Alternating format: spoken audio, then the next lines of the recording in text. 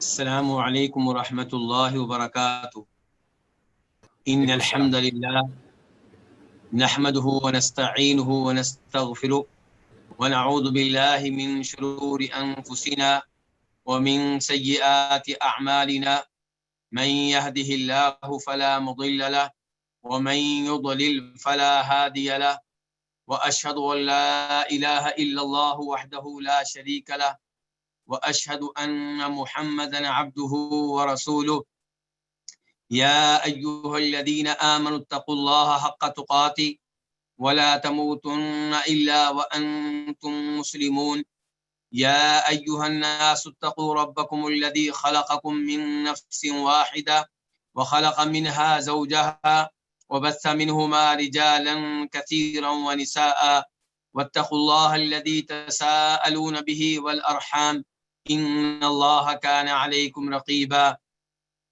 يا أيها الذين آمنوا اتقوا الله وقولوا قولا سديدا يصلح لكم أعمالكم ويغفر لكم ذنوبكم ومن يطع الله ورسوله فقد فاز فوزا عظيما أما بعد فإن خير الحديث كتاب الله وخير الهدي هدي محمد صلى الله عليه وسلم وشر الأمور محدثاتها وكل محدثة بدعة وكل بدعة ضلالة وكل ضلالة في النار۔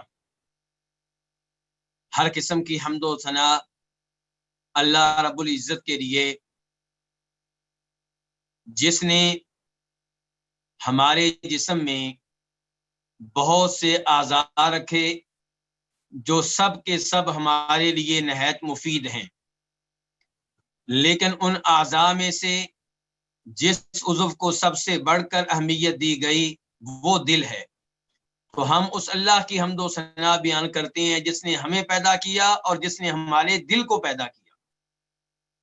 کثرت سے درود و سلام ہو امام الانبیاء جناب محمد رسول اللہ صلی اللہ علیہ وسلم کی ذات اقدس پہ، جنہوں نے اس دل کا بہت زیادہ اہتمام کیا اور اس دل کے امراض اور اس کی بیماریاں وعدے کی تاکہ یہ دل اس شکل میں کام کرے جس شکل میں کسی اچھے مومن کا دل کام کرنا چاہیے۔ آپ موضوع جانتے ہیں کہ موضوع جو آج مقرر کیا گیا ہے، محترم شیخ عبدالسلام العمری حافظہ اللہ واضح فرما رہے تھے کہ دلوں کو نرم کیسے کریں۔ سوال یہ پیدا ہوتا ہے کہ ہمارے جسم میں دل کا اہتمام اتنا کیوں؟ موضوع یہ کیوں نہیں کہ ہاتھوں کو کیسے استعمال کریں، پاؤں کو کیسے استعمال کریں، دل کے بارے میں یہ موضوع کیوں رکھا گیا ہے؟ دل کی اتنی اہمیت کیوں ہے؟ دل کی اتنی اہمیت اس لیے ہے کہ قرآن و حدیث نے، اللہ رب العزت نے، نبی علیہ الصلوۃ والسلام نے دل کو بہت زیادہ اہمیت دی ہے۔ چنانچہ اللہ رب العزت ارشاد فرماتے ہیں، اللہ رب العزت کے نبی جناب محمد رسول اللہ صلی اللہ علیہ وسلم ارشاد فرماتے ہیں اس حدیث میں جسے امام بخاری اور امام مسلم روایت کرتے ہیں، الا وان فی الجسد مضغہ اذا صلحت صلح الجسد کلہ، کہ لوگوں میری بات دھیان سے سن لو، توجہ سے سن لو کہ ہمارے جسم میں گوشت کا ایک ٹکڑا ہے، وہ گوشت کا ٹکڑا ٹھیک ہو جائے سارا جسم ٹھیک ہو جاتا ہے۔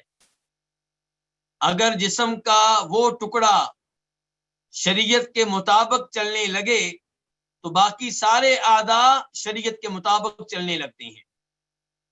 وَإِذَا فَسَدَتْ فَسَدَ الْجَسَدُ كُلُّهُ، اور اگر جسم کا وہ ٹکڑا خراب ہو جائے، وہ بگڑ جائے، وہ فاسد ہو جائے تو باقی سارے اعضاء بھی فاسد ہو جاتے ہیں۔ ان میں سے کوئی ایسا نہیں ہے جو شریعت کے مطابق چلے۔ یہ جسم کا ٹکڑا کون سا ہے؟ فرمایا الا وہی القلب، جسم کا یہ ٹکڑا جس کی اتنی زیادہ اہمیت ہے، جو تمام اعضاء کا بادشاہ ہے، جو تمام اعضاء پہ اپنی حکومت چلاتا ہے، وہ کیا ہے؟ وہ دل ہے۔ اور اللہ رب العزت بھی انسان پہ جب نظر فرماتے ہیں تو اللہ کی نظر کس چیز پہ ہوتی ہے؟ انسان کے دل پہ ہوتی ہے۔ امام مسلم رحمہ اللہ روایت کرتے ہیں کہ نبی کریم صلی اللہ علیہ وسلم نے ارشاد فرمایا ان اللہ لا ينظر الى صورکم ولا الى اموالکم، کہ اللہ رب العزت تمہاری شکل و صورت کی طرف نہیں دیکھتا۔ اللہ تعالیٰ یہ نہیں دیکھتے کہ کون خوبصورت ہے، کون بدصورت ہے، کس کا چہرہ حسین و جمیل ہے اور کس کا چہرہ ایسا ہے کہ جس پہ نگاہ ڈالنے کو دل نہیں چاہتا۔ اللہ تعالیٰ چہرے کی طرف نہیں دیکھتے، شکل و صورت کی طرف نہیں دیکھتے، اور فرمایا اللہ تعالیٰ تمہارے مال کی طرف بھی نہیں دیکھتے، کس کا مال زیادہ کس کا کم، اللہ رب العزت اس کی طرف نہیں دیکھتے۔ اللہ تعالیٰ کس کی طرف دیکھتے ہیں؟ اللہ تعالیٰ دیکھتے ہیں، فرمایا ان اللہ ينظر الى قلوبکم واعمالکم، اللہ تعالیٰ دیکھتے ہیں تمہارے دل کی طرف کہ دل کیسا ہے، کیا اس کے دل میں اپنے رب کی محبت ہے یا شیطان اور شیطان کے چیلوں کی محبت ہے، اس کے دل میں اللہ رب العزت کے نبیوں اور رسولوں کی محبت ہے علیہم الصلاۃ والسلام، یا انسانوں میں جو شیطان کے چیلے ہیں ان کی محبت ہے۔ اللہ تعالیٰ دل کی طرف دیکھتے ہیں کہ اس میں اللہ کی عظمت کس قدر ہے، اس میں اللہ کا مقام کیا ہے، اس دل میں اللہ کو کتنی اہمیت دی جا رہی ہے۔ اور اللہ تعالیٰ دوسرے نمبر پہ دیکھتے ہیں، فرمایا تمہارے اعمال کی طرف، کون نمازیں پڑھنے والا، تلاوت کرنے والا، روزے رکھنے والا، حج کرنے والا، ترجمہ قرآن کی کلاس میں حاضر ہونے والا، قرآن کریم کی تفسیر سیکھنے والا، اور کون وہ ہے جو بے حیائی کا ارتکاب کرنے والا، سود لینے والا، چوری کرنے والا، ڈاکہ ڈالنے والا، شرک و بدعات میں واقع ہونے والا ہے۔ اللہ تعالیٰ یہ دیکھتے ہیں۔ تو آپ ان دو حدیثوں سے اندازہ کر چکے ہوں گے کہ دل کی کیا اہمیت ہے۔ دل کی اہمیت اس قدر ہے کہ نبی علیہ الصلوۃ والسلام اللہ تعالیٰ سے کثرت سے دعا کیا کرتے تھے، یا مقلب القلوب ثبت قلبی علی دینک، دلوں کو پھیرنے والے میرے دل کو اپنے دین پہ قائم و دائم رکھنا، توحید پہ قائم و دائم رکھنا، اپنی اطاعت پہ قائم و دائم رکھنا۔ تو یہ دل کا اہتمام ہے، کیونکہ دل صحیح رہے گا تو آنکھ بھی صحیح کام کرے گی، کان بھی صحیح کام کریں گے، ہاتھ بھی صحیح کام کریں گے، اور پاؤں بھی اللہ کی دی ہوئی تعلیمات کے مطابق چلیں گے۔ اور اگر دل درست نہیں ہے تو پھر یہ سارے اعضاء اللہ رب العزت کی تعلیمات کو نظر انداز کر دیں گے۔ دل کئی دفعہ بہت سخت ہو جاتا ہے، مردہ ہو جاتا ہے۔ جب دل سخت ہو جائے، جب دل مردہ ہو جائے، نرم نہ رہے، تب وہ اللہ کی دی ہوئی تعلیمات کے مطابق کام نہیں کرتا، تب وہ نبی علیہ الصلوۃ والسلام کی دی گئی تعلیمات کے مطابق کام نہیں کرتا۔ اللہ رب العزت نے قرآن حکیم میں ان لوگوں کی مذمت بیان فرمائی ہے جن کے دل سخت ہوتے ہیں۔ چنانچہ اللہ رب العزت سورہ بقرہ میں اپنی ان نشانیوں کا تذکرہ کرتے ہیں جو اللہ نے بنی اسرائیل کو دی، یہودیوں اور عیسائیوں کو دی۔ یہ نشانیاں مل جانے کے بعد چاہیے یہ تھا کہ بنی اسرائیل کے دل اللہ کے لیے، اللہ کے دین کے لیے نرم ہو جاتے، لیکن اللہ تعالیٰ فرماتے ہیں کیا ہوا؟ ثم قست قلوبکم من بعد ذلک فہی کالحجارۃ او اشد قسوہ، یہ نشانیاں ملنے کے بعد تمہارے دل نرم ہونے کی بجائے سخت ہو گئے، اور سختی میں یہ پتھروں کی مانند ہو گئے، جیسے پتھر سخت ہوتے ہیں ایسے تمہارے دل سخت ہو گئے۔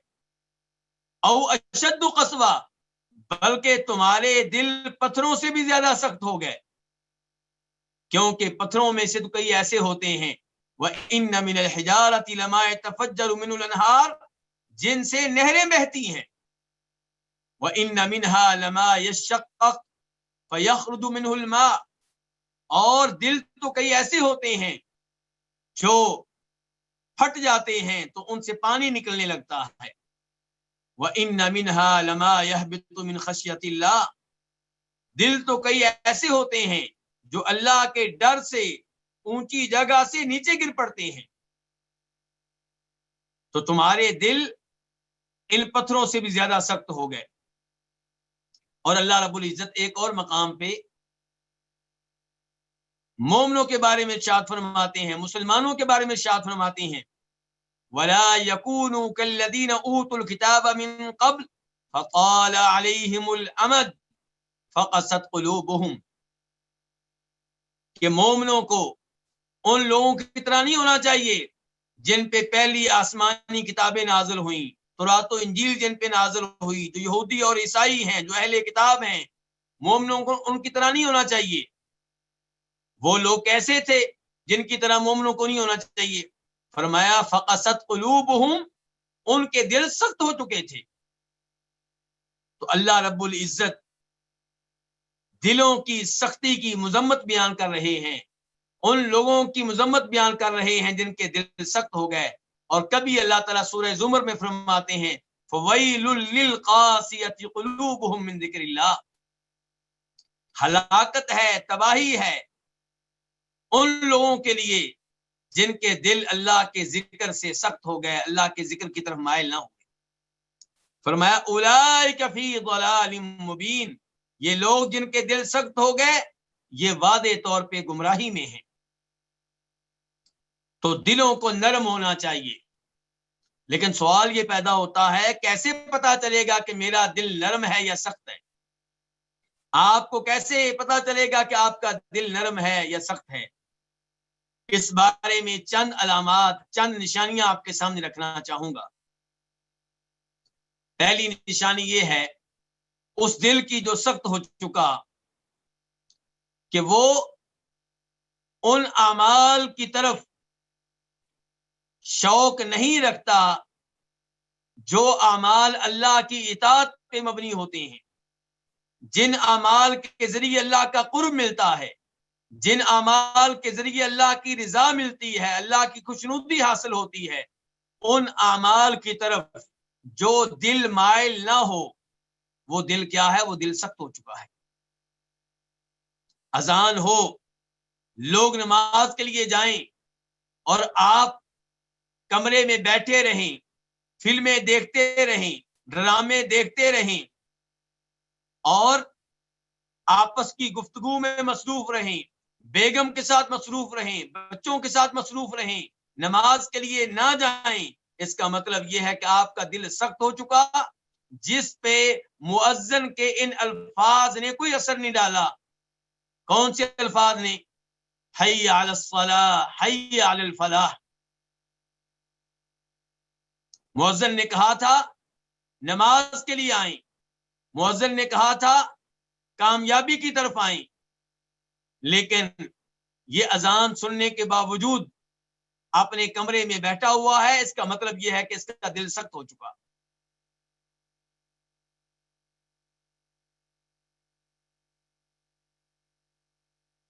سارے مسلمان رمضان کے مہینے میں روزہ رکھ رہے ہیں، سحری کے لیے اٹھتے ہیں، تراویح پڑھتے ہیں، افطاری کا اہتمام کرتے ہیں، اور اس پہ ان چیزوں کا کوئی اثر نہیں ہوتا. یہ روزے نہیں رکھتا، تراویح کی نماز میں حاضر نہیں ہوتا، رمضان کے مہینے کو اہمیت نہیں دیتا. اس کا مطلب یہ ہے کہ دل سخت ہو چکا، بلکہ مردہ ہو چکا.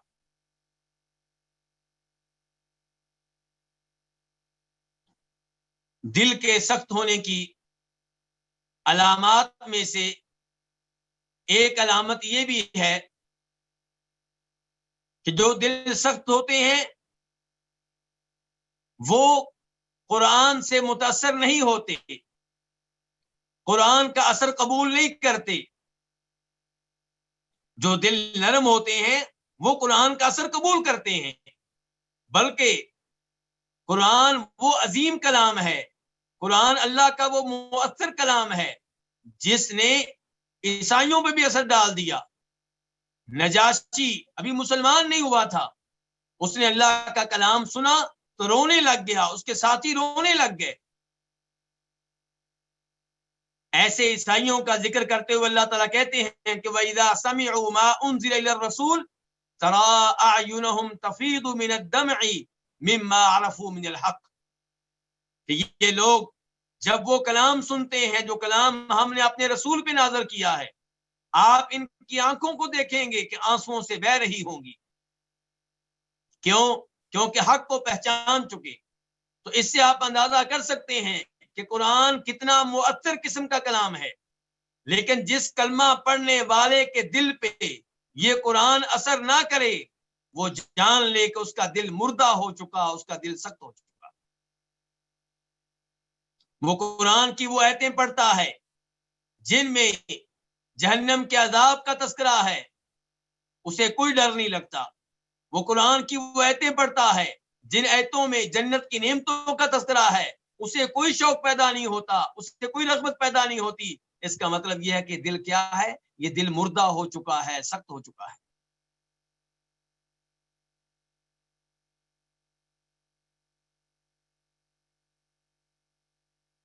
دل کے سخت ہونے کی علامات میں سے تیسری علامت یہ ہے کہ جو دل سخت ہوگا وہ اللہ کے ذکر سے غافل ہوگا. اللہ رب العزت قرآن حکیم میں ارشاد فرماتے ہیں یا ایھا الذین آمنوا اذکروا اللہ ذکرا کثیرا وسبحوہ بکرۃ واصیلا، اے ایمان والو اللہ کا صبح و شام ذکر کرو اور اللہ تعالیٰ کی صبح و شام تسبیح بیان کرو. صبح کے اذکار کا اہتمام کرنا چاہیے، شام کے اذکار کا اہتمام کرنا چاہیے، رات کو سونے سے پہلے کے اذکار کا اہتمام کرنا چاہیے، صبح اٹھنے کے اذکار کا اہتمام کرنا چاہیے. لیکن کتنے ہی ایسے لوگ ہیں جو ان اذکار کا اہتمام نہیں کرتے. 5 نمازوں کے بعد کے اذکار ان کا بھی اہتمام کرنا چاہیے، لیکن کتنے ہی لوگ ہیں جو ان اذکار کا اہتمام نہیں کرتے. تو اللہ کے ذکر کا اہتمام نہ کرنا، اللہ کے ذکر سے غافل رہنا، یہ کس کی علامت ہے؟ یہ اس دل کی علامت ہے جو سخت ہو چکا، جو مردہ ہو چکا. ورنہ نرم دل وہ اللہ تعالیٰ کو یاد رکھتے ہیں، اللہ تعالیٰ سے ڈرتے رہتے ہیں، اللہ رب العزت کی نعمتوں کے طالب ہوتے ہیں. اور یاد رہے کہ یہاں پہ ذکر سے مراد ذکر کا وسیع معنی ہے. کسی کو نیکی کا حکم دینا یہ اللہ کا ذکر ہے، کسی کو برائی سے روکنا یہ اللہ کا ذکر ہے، کسی کے سامنے اللہ کے نام ان کا تذکرہ کرنا یہ اللہ کا ذکر ہے، اللہ کی صفات کا تذکرہ کرنا اللہ کا ذکر ہے، اللہ کی نعمتیں جو آپ کے اوپر ہیں ان کا تذکرہ کرنا یہ اللہ کا ذکر ہے، اللہ کی نعمتوں پہ اللہ کا شکر بجا لانا یہ اللہ کا ذکر ہے، توحید کی دعوت دینا اللہ کا ذکر ہے، قرآن کا ترجمہ پڑھنا اللہ کا ذکر ہے، قرآن کی تفسیر پڑھنا اللہ کا ذکر ہے. تو جو زندہ دل ہوتے ہیں وہ اللہ کے ذکر کا اہتمام کرتے ہیں، اور جو اللہ کے ذکر کا اہتمام نہیں کرتے وہ دل کون سے ہوتے ہیں؟ وہ مردہ دل ہوتے ہیں.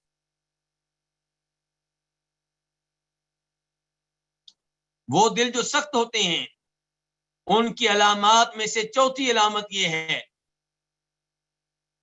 کہ اللہ تبارک و تعالیٰ نے جن چیزوں کو حرام قرار دیا ہے، جن چیزوں کو ممنوع قرار دیا ہے، جن چیزوں کے قریب جانے سے روکا ہے، ان کا ارتکاب ہو رہا ہو، وہاں پہ اللہ رب العزت کے احکام کو پامال کیا جا رہا ہو، اللہ کی حدود کی بے حرمتی کی جا رہی ہو، اور یہ دل اس کی وجہ سے پریشان نہ ہو، ٹینشن نہ لے، اس کو ایسے لوگوں پہ غصہ نہ آئے، یہ اس صورتحال پہ ناراض نہ ہو، اس کا مطلب یہ ہے کہ یہ دل سخت ہو چکا، یہ دل مردہ ہو چکا. نبی علیہ الصلوۃ والسلام ارشاد فرماتے ہیں اس حدیث میں جسے امام ابو داؤد رحمہ اللہ اپنی سنن میں لے کر آئے ہیں کہ جب زمین میں کوئی گناہ ہوتا ہے تو وہ لوگ جو اس جگہ پہ موجود ہوتے ہیں جہاں پہ گناہ ہو رہا ہوتا ہے، وہ اگر اس گناہ کو ناپسند کریں، اس پہ ناراضگی کا اظہار کریں، اس سے روکیں، تو وہ گناہ میں شریک نہیں ہوں گے، انہیں گناہ نہیں ملے گا، بلکہ وہ ان لوگوں کی طرح ہوں گے جو وہاں سے غائب ہیں، وہاں سے دور ہیں، وہاں پہ موجود نہیں ہیں۔ اور وہ لوگ جو وہاں پہ موجود نہیں ہے جہاں پہ گناہ ہوتا ہے، لیکن ان کے دل اس گناہ پہ راضی ہیں، وہ اس گناہ کے قائل ہیں، وہ چاہتے ہیں کہ یہ گناہ ہو، تو وہ سزا کے لحاظ سے، گناہ لینے کے لحاظ سے ایسے ہی ہے گویا کہ اس گناہ میں وہ شریک ہوئے اور اس گناہ کی جگہ پہ وہ موجود تھے اور حاضر تھے۔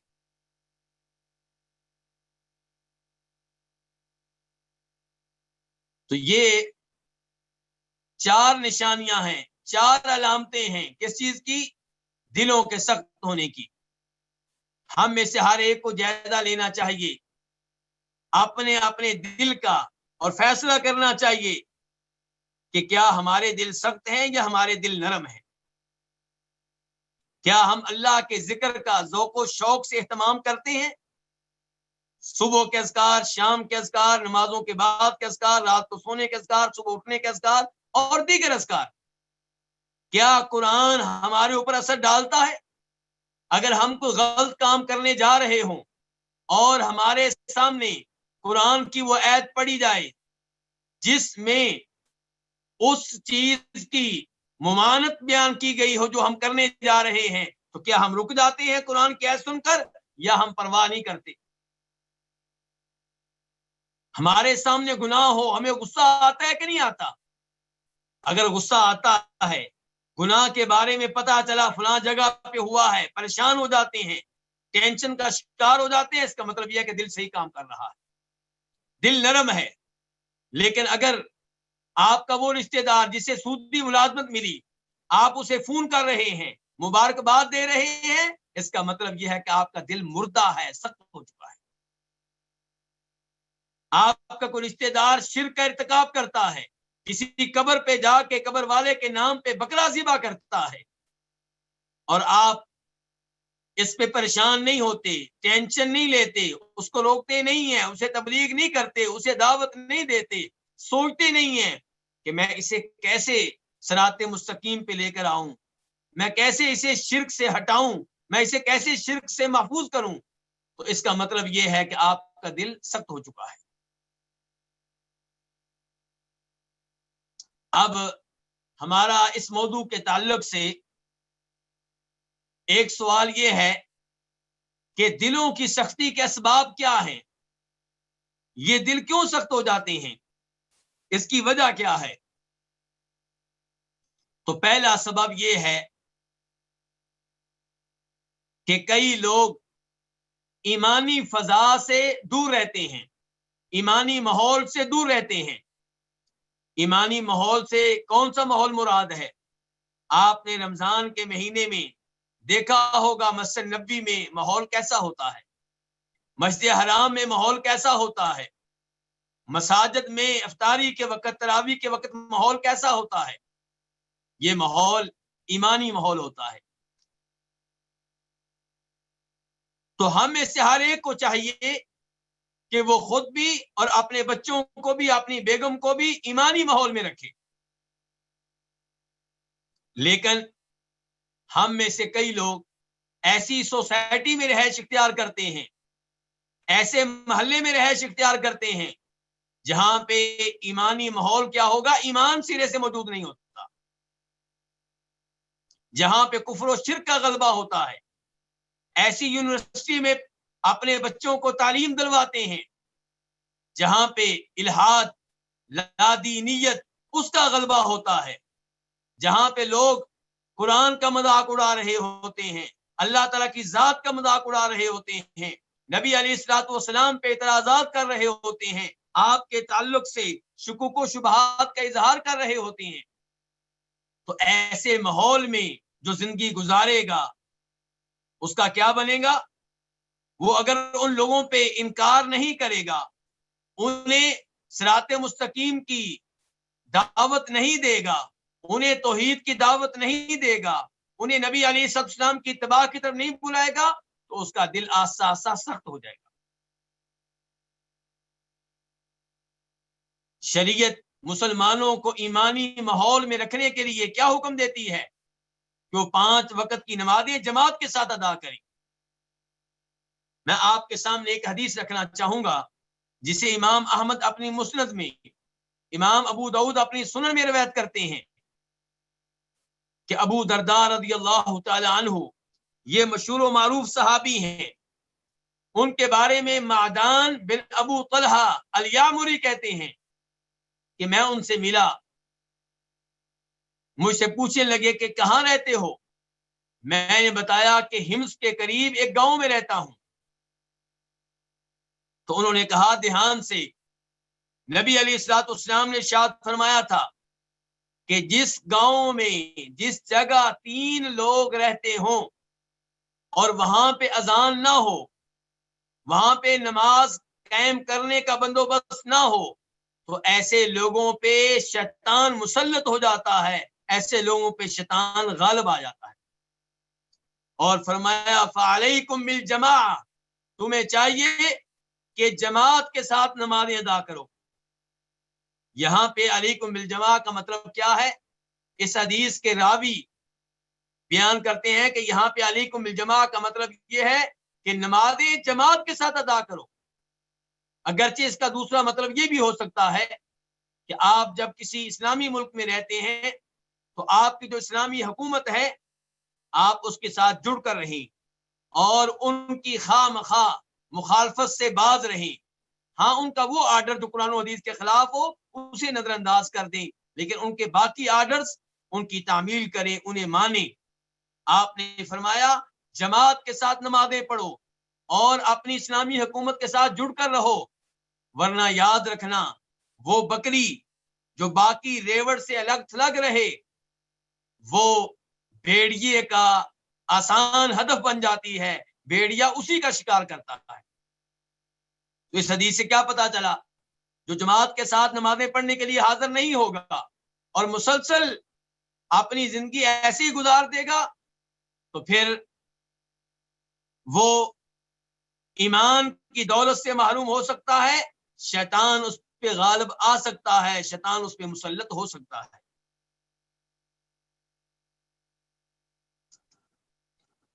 دل کی سختی کے اسباب، دوسرا سبب یہ ہے کہ شرعی علم کے حلقات سے دور رہنا۔ آپ سب جانتے ہیں کہ جیسے ہمارے جسم کو غذا کی ضرورت ہے، کھانے پینے کی ضرورت ہے، ایسے ہی ہماری روح کو بھی غذا کی ضرورت ہے۔ اسے قرآن کا علم ملتا رہے، اسے نبی علیہ الصلوۃ والسلام کی حدیث کا علم ملتا رہے تو یہ روح درست رہے گی، ٹھیک کام کرے گی۔ لیکن بہت سارے لوگ ایسے ہیں جو کسی قسم کے شرعی علم کے درس میں حاضر نہیں ہوتے۔ تفسیر کا درس ہو وہ نہیں آئیں گے، نماز کے بارے میں درس ہو وہ نہیں آئیں گے، توحید کے بارے میں درس ہو وہ نہیں آئیں گے، اصلاح معاشرہ کے موضوع پہ درس ہو وہ نہیں آئیں گے۔ تو جب آپ مسلسل ایسی مجالس سے دور رہیں گے جن مجالس میں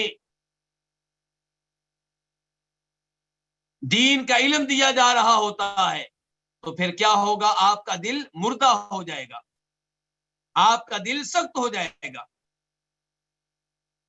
اور اللہ رب العزت قرآن حکیم میں ارشاد فرماتے ہیں انما یخشی اللہ من عبادہ العلماء، اللہ سے ڈرنے والے کون لوگ ہوتے ہیں؟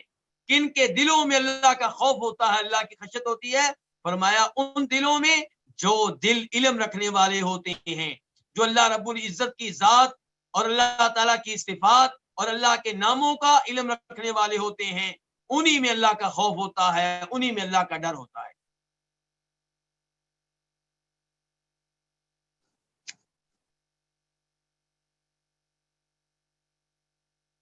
تیسرا وہ سبب جس کی وجہ سے دل سخت ہو جاتے ہیں وہ گناہوں کا مسلسل ارتکاب، گناہ پہ گناہ کیے چلے جا رہے ہیں اور اللہ سے توبہ نہیں کرتے، استغفار نہیں کرتے، اللہ تعالیٰ کے سامنے ندامت کے پشیمانی کے آنسو نہیں بہاتے۔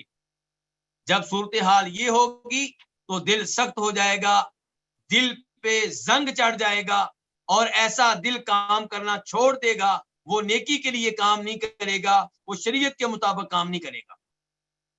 امام ترمذی رحمہ اللہ روایت کرتے ہیں کہ نبی علیہ الصلوۃ والسلام نے ارشاد فرمایا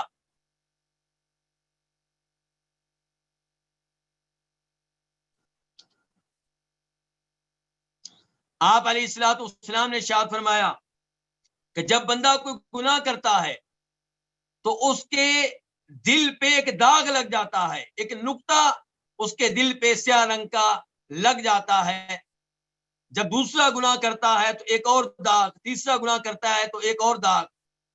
لیکن اگر وہ اللہ سے توبہ کر لے، اللہ سے معافی مانگ لے، گناہ چھوڑ دے، گناہ سے بعد آ جائے تو اس کا دل صاف کر دیا جاتا ہے۔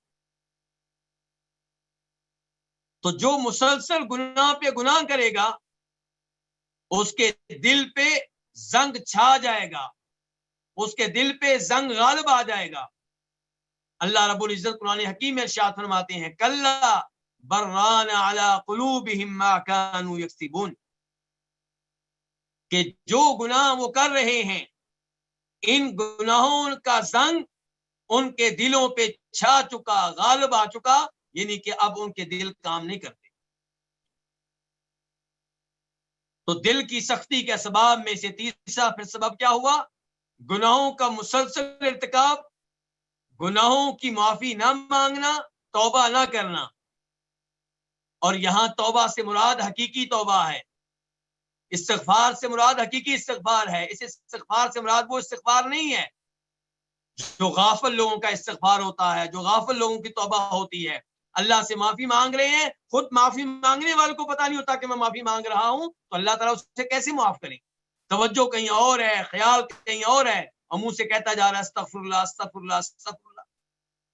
میں اس استغفار کی بات کر رہا ہوں جس میں آپ کو احساس ہوتا ہے کہ میں اللہ سے مخاطب ہوں، جس میں آپ کو احساس ہوتا ہے کہ میں نے وہ کبیرہ گناہ بھی کیا تھا، وہ بھی کیا تھا، یہ بھی کیا تھا، اللہ کو یہ گناہ کر کے بھی ناراض کیا تھا، یہ گناہ کر کے بھی اللہ کی رضا سے محروم ہوا تھا، اور پھر آپ اللہ کے سامنے روتے ہیں، اللہ کے سامنے عاجزی کا اظہار کرتے ہیں، اور اللہ رب العزت پھر آپ کو معاف کر دیتے ہیں۔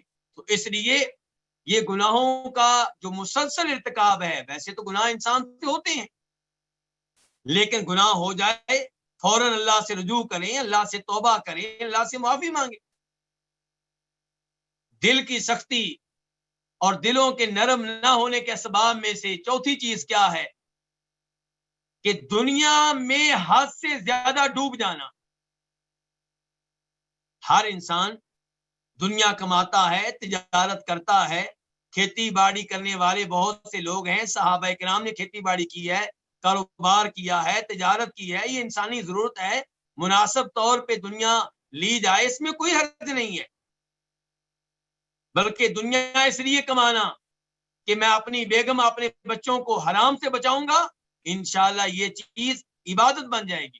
لیکن حد سے زیادہ دنیا میں ڈوب جانا، صبح و شام دنیا کے بارے میں لمبے چوڑے منصوبے بنانا، لمبی چوڑی آرزویں رکھنا، جن آرزوؤں میں مرنے کی کوئی گنجائش نہ ہو، بس یہی ہو کہ ساری زندگی میں نے جیسے زندہ رہنا ہے، فلاں سال میں نے بلڈنگ بنانی ہے، پھر میں نے یہ ہوٹل بنانا ہے، پھر میں نے سویٹ کی دکان بنانی ہے، پھر میں نے بیکری بنانی ہے، اس بچے کے لیے گھر بنانا ہے، اس بچے کے لیے گھر بنانا ہے، پھر اس بچے کے پوتے کے لیے، پھر اس پوتے کے لیے، پھر اس پوتے کے لیے، لمبے چوڑے منصوبے صبح و شام، جن منصوبوں میں مسجد کی کوئی جگہ نہیں، مسکینوں کی کوئی جگہ نہیں، آخرت کی کوئی جگہ نہیں۔ تو یہ چیز جو ہے انسان کے دل کو سخت کر دیتی ہے۔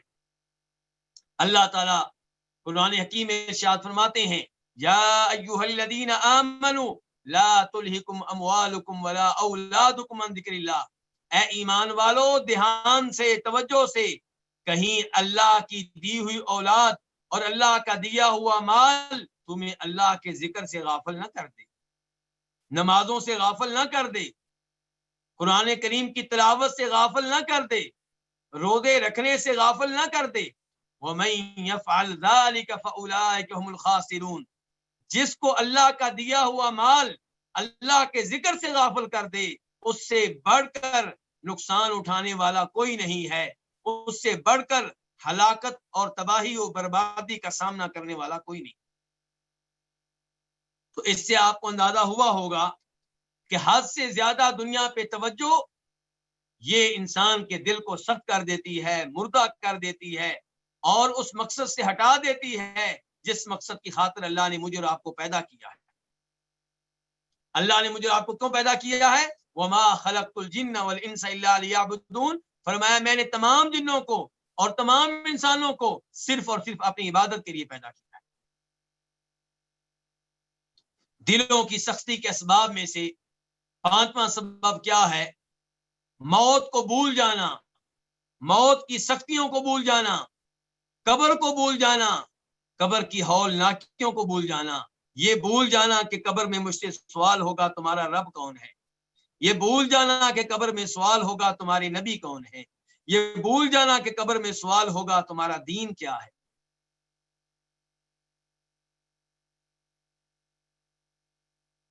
تو جو آخرت کو بھول جائے، قبر کو بھول جائے، موت کو بھول جائے، اس کا دل آہستہ آہستہ سخت ہو جائے گا، مردہ ہو جائے گا، کام نہیں کرے گا۔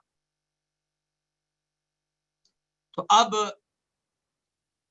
سوال یہ پیدا ہوتا ہے کہ دلوں کی سختی کا پھر علاج کیا ہے؟ ہم دلوں کو کیسے نرم کر سکتے ہیں؟ پہلے نمبر پہ دلوں کو نرم کرنے کے لیے ایمان کی تجدید کی جائے، ایمان کو تر و تازہ کیا جائے۔ جی ہاں، نبی صلی اللہ علیہ وسلم ارشاد فرماتے ہیں اس حدیث میں جسے امام طبرانی المعجم الکبیر میں روایت کرتے ہیں، شیخ البانی رحمہ اللہ نے اسے قابل قبول قرار دیا ہے کہ ان الایمان لیخلق فی جوف احدکم کما یخلق الثوب فاسألوا اللہ تعالی ان یجدد قلوبکم، کہ تمہارے دلوں میں ایمان بوسیدہ ہو جاتا ہے، پرانا ہو جاتا ہے، جیسے تمہارے کپڑے بوسیدہ ہو جاتے ہیں، پرانے ہو جاتے ہیں۔ اس لیے اللہ سے دعا کیا کرو، اللہ سے التجا کیا کرو کہ اللہ ایمان کو تر و تازہ کر دے، اس کی تجدید کر دے، اسے فریش کر دے۔ تو اس کا مطلب یہ ہے کہ اللہ رب العزت سے رابطہ کرنا چاہیے، اللہ تعالیٰ سے درخواست کرنی چاہیے کہ اللہ رب العزت ہمارے دلوں میں جو ایمان ہے اسے تر و تازہ کر دیں۔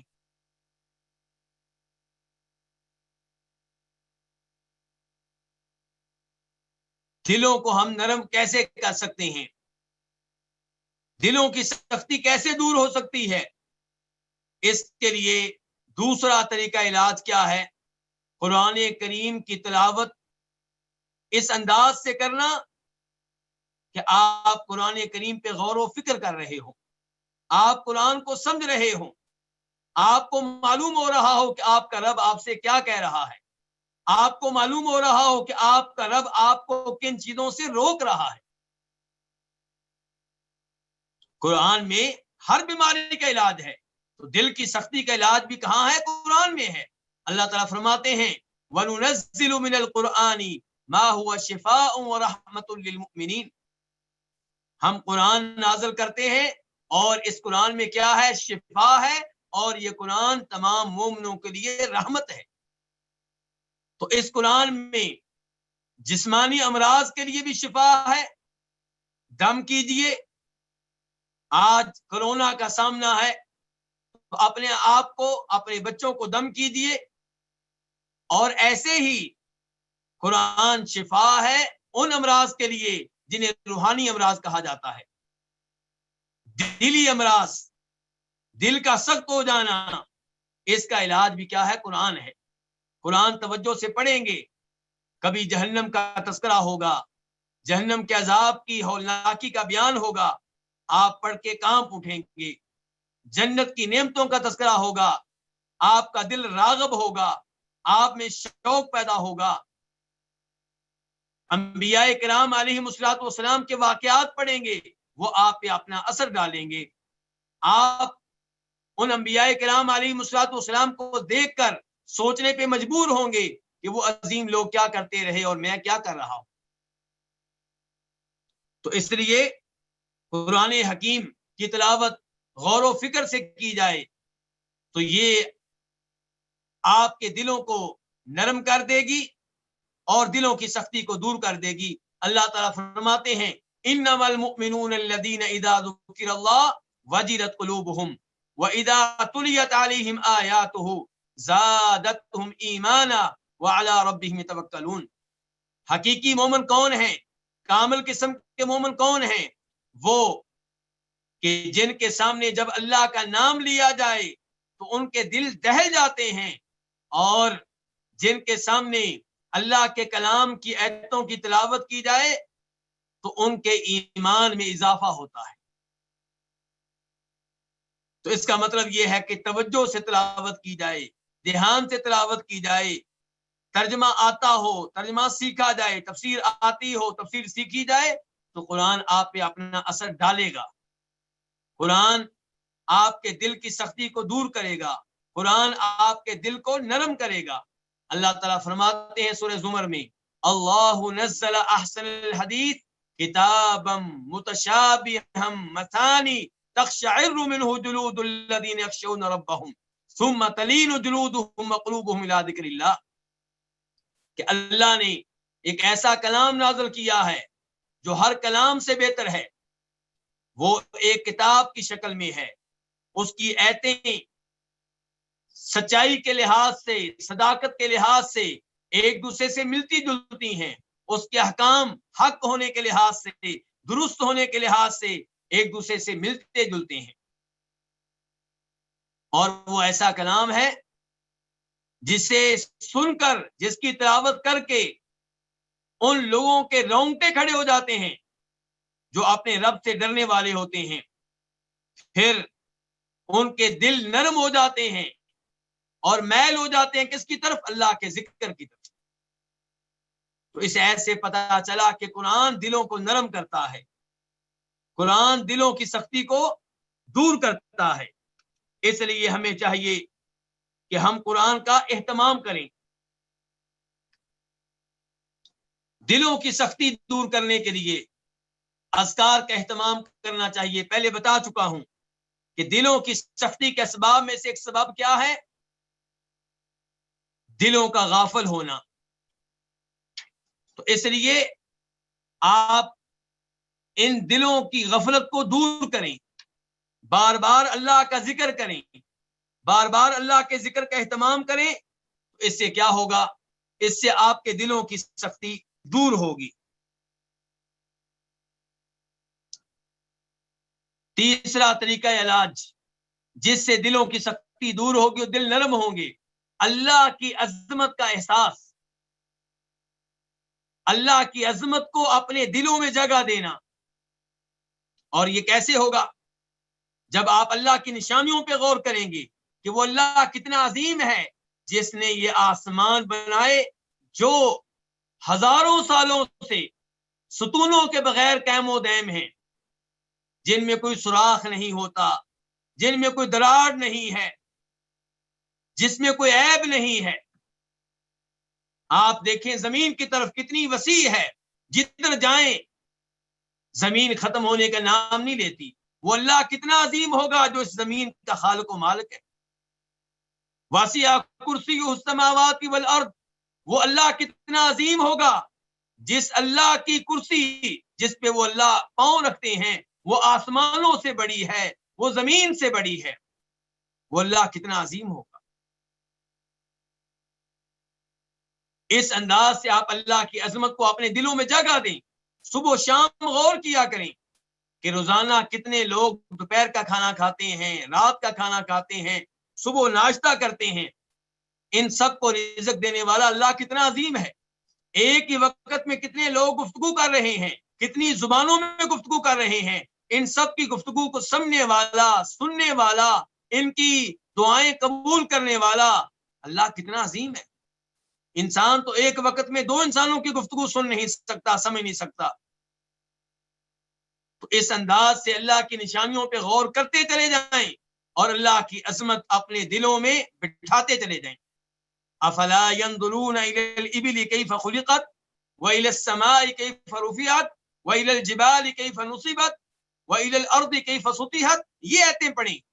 اللہ کہتے ہیں یہ اونٹ کی طرف نہیں دیکھتے کہ اونٹ جیسی عظیم مخلوق کیسے پیدا کی گئی، آسمان کی طرف نہیں دیکھتے آسمان کیسے بلند کیے گئے، زمین کی طرف نہیں دیکھتے زمین کیسے بچھائی گئی۔ تو ان چیزوں پہ غور کریں گے تو آپ اللہ رب العزت کی عظمت کچھ نہ کچھ پا لیں گے، ورنہ اللہ تعالیٰ کی عظمت کو صحیح معنوں میں کوئی بھی جان نہیں سکتا، کوئی بھی نہیں پا سکتا۔ اس بات کا تذکرہ پہلے ہو چکا ہے کہ ہمارے دل کیوں سخت ہوتے ہیں، کیونکہ ہم علمی مجالس سے دور رہتے ہیں۔ تو اس لیے دلوں کی سختی دور کرنے کے لیے، دلوں کو نرم کرنے کے لیے چوتھا طریقہ علاج یہ ہے کہ آپ علمی مجالس میں بیٹھیں، تفسیر کی کلاس لگی ہو آپ وہاں پہ بیٹھیں، قرآن کا ترجمہ پڑھایا جا رہا ہو آپ وہاں پہ بیٹھیں، نبی علیہ الصلوۃ والسلام کی احادیث کے بارے میں درس دیا جا رہا ہو کسی مسجد میں، کسی مدرسہ میں، آن لائن، کوئی ایسا طریقہ اختیار کر لیں کہ آپ نبی علیہ السلام کی احادیث بار بار پڑھتے رہیں، دل کی سختی دور ہوتی رہے گی، دل نرم سے نرم ہوتے رہیں گے۔ علمی مجالس میں حاضر ہونا ایک دن کے لیے نہیں، اس کو مسلسل اپنا مشن بنائیں، اپنا ہدف بنائیں، طے کر لیں کہ میں نے ہر ہفتے میں اتنے دن نبی علیہ الصلوۃ والسلام کی احادیث پڑھنی ہے، یا ایسی مجالس میں حاضر ہونا ہے جن مجالس میں نبی علیہ الصلوۃ والسلام کی احادیث بیان کی جا رہی ہوں گی، ان کی شرح بیان کی جا رہی ہو۔ جب آپ نبی علیہ الصلوۃ والسلام کی احادیث پڑھیں گے، قرآن پڑھیں گے، تو یہ چیزیں آپ کے دل پہ اثر ڈالیں گی، یہ چیزیں آپ کے دل کی سختی کو دور کریں گی، اور ان کی وجہ سے آپ کے دلوں میں نرمی پیدا ہوگی۔ پانچواں طریقہ علاج جس سے دلوں کی سختی دور ہوگی اور دل نرم ہوں گے، نبی علیہ الصلوۃ والسلام کی سیرت کا مطالعہ اور آپ سے پہلے گزرنے والے انبیاء کرام علیہ الصلوۃ والسلام کے واقعات پڑھنا اور سننا، اور صحابہ کرام کی زندگی کے واقعات اور ان کی زندگی پہ مشتمل کتب کا مطالعہ کرنا، تابعین کے بارے میں پڑھنا، اس سے دلوں کی سختی دور ہوتی ہے، دل نرم ہوتے ہیں۔ جب آپ نبی علیہ الصلوۃ والسلام کے بارے میں پڑھیں گے کہ آپ نے دین کے لیے کیا کیا تکلیفیں برداشت کی، آپ نے اللہ کی راہ میں کیا کیا قربانیاں دی، اور آپ نے مسائل مشکلات پہ کیسے صبر کیا، آپ اللہ کو کیسے مناتے تھے، آپ اللہ سے کیسے رجوع کرتے تھے، آپ کتنی لمبی تہجد کی نماز پڑھتے تھے، یہ چیزیں جب آپ پڑھیں گے تو آپ کے دلوں میں نرمی پیدا ہوگی، سختی دور ہوگی۔ جب آپ نبی علیہ السلام کی سیرت میں یہ پڑھیں گے کہ بدر کی لڑائی کے موقع پہ آپ اللہ کو کیسے منا رہے تھے، کیسے آپ بار بار اللہ سے التجائیں کر رہے تھے، رو رہے تھے، حتیٰ کہ ابو بکر صدیق آئے، انہیں آپ پہ ترس آیا، انہوں نے آپ کو کہا اللہ کے رسول بس کریں، آپ کا رب آپ کو ذلیل و رسوا نہیں کرے گا، آپ کو بیار و مددگار نہیں چھوڑے گا۔ یہ چیزیں جب آپ پڑھیں گے تو آپ کے دل کی سختی دور ہوگی، آپ کے دل میں نرمی پیدا ہوگی۔ جب آپ یہ پڑھیں گے کہ ام المؤمنین عائشہ کہتی ہیں نبی علیہ الصلوۃ والسلام اتنی لمبی تہجد پڑھتے تھے کہ آپ کے پاک پاؤں سوج جایا کرتے تھے، ورم پڑ جایا کرتا تھا۔ میں نے کہا اللہ کے رسول آپ اتنی لمبی نمازیں کیوں پڑھتے ہیں، اپنے آپ کو اتنی مشقت میں کیوں ڈالا ہوا ہے، جبکہ اللہ کہہ چکے ہیں کہ آپ کے اگلے پچھلے گناہ معاف کر دیے گئے ہیں۔ تو اللہ کے رسول اس کے جواب میں کہتے ہیں اگر اللہ نے میرے اوپر اتنا بڑا انعام کیا ہے کہ پیشگی اعلان کر دیا ہے کہ میرے اگلے پچھلے گناہ معاف ہیں، تو پھر مجھے اللہ کا شکر گزار بندہ بننا چاہیے، ان کے پہلے سے بھی زیادہ اللہ کی عبادت کرنی چاہیے.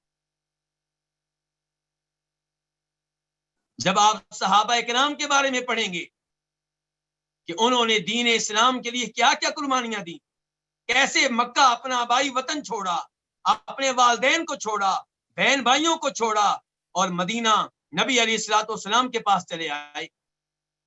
کہیں پہ کوئی عورت تنہا سفر کر رہی ہے، مدینہ آ رہی ہے، خامند کو چھوڑ کے، بچوں کو چھوڑ کے، والدین کو چھوڑ کے، اور کہیں خامند اپنی بیگم بچوں کی قربانی دے کے تنہا مدینہ چلا آ رہا ہے.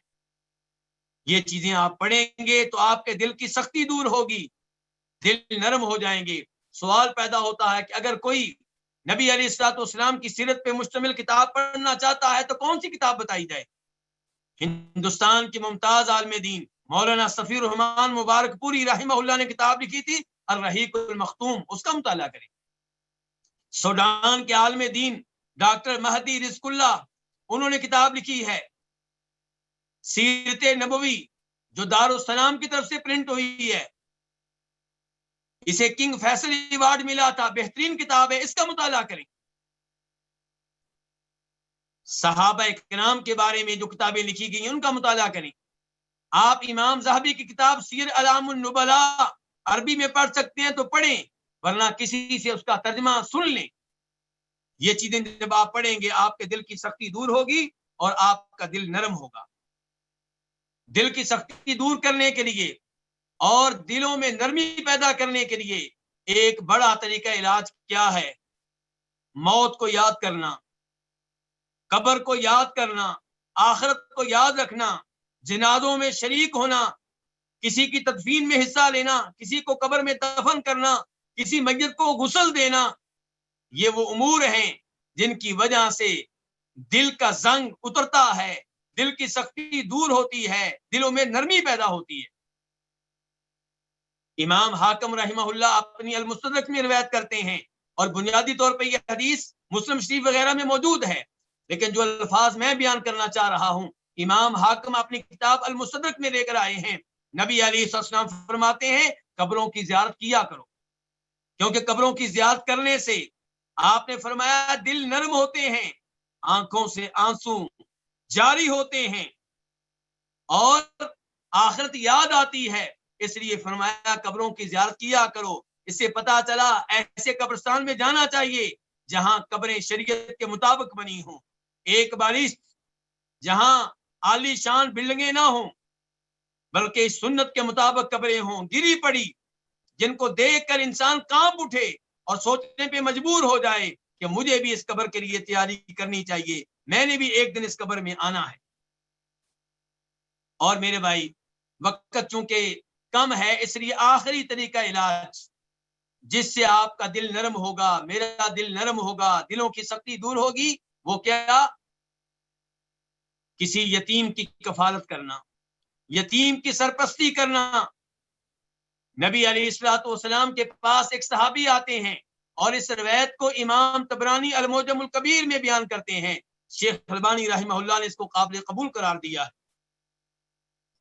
وہ آ کے کہتے ہیں اللہ کے رسول میرا دل بہت سخت ہو چکا، میری حاجتیں پوری نہیں ہوتی، مجھے یہ دو پریشانیاں ہیں.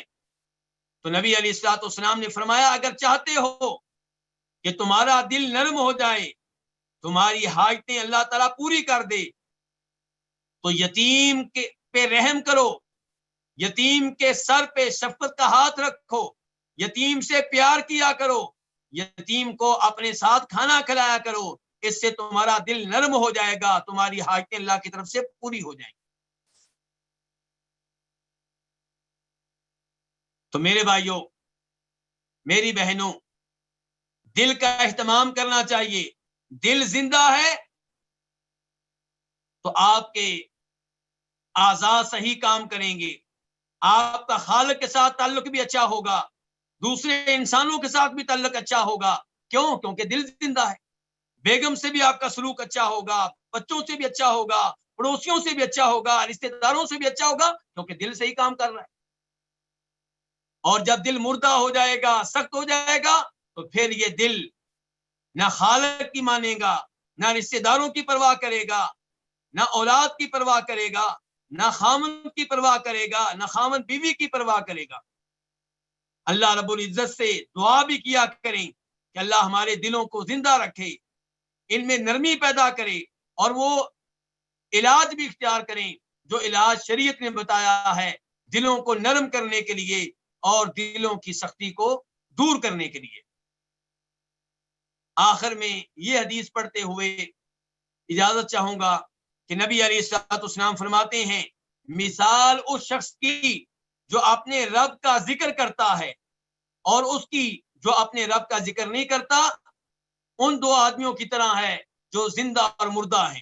یعنی کہ اللہ کا ذکر کرنے والا زندہ ہے، اس کا دل نرم ہے، دل صحیح کام کرتا ہے، اور جو اللہ کا ذکر نہیں کرتا وہ مردہ ہے، اس کا دل سخت ہے اور اس کے دل میں نرمی نہیں ہوگی۔